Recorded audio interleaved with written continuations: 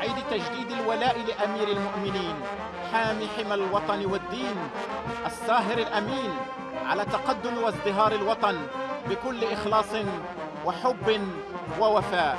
يحق لنا اليوم كمغاربة بالداخل كما بالخارج أن نفخر ونعتز ونسعد بما وصلت إليه بلادنا من مراتب مشرفة ومتقدمة في التنمية والتطور والتصنيع، ونموذجا في الاستقرار والإصلاح والانخراط البناء على الصعيدين الإقليمي والدولي، زخم في التحديث والتنمية في شتى المجالات، وواحة من الأمن والأمان والاستقرار على الصعيد العالمي.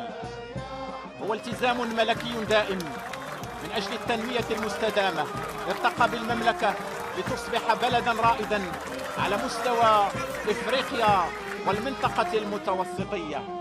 ذلك هو المغرب، مشرق الأنوار، أرض الحضارات والأصالة والأمجاد، الحصن المنيع والصرح الشامخ المتين، مفخرة كل الأجيال، البلد الصاعد المزدهر، أرض الرهانات والتحديات المربوحة بقيادته الرشيدة الحكيمة وسواعد أبنائه البررة، يحقق المعجزات، يبني ويشيد ويعبد الطريق، طريق الأمل، طريق الإنجازات الخالدة والنجاحات الباهرة في جميع المجالات.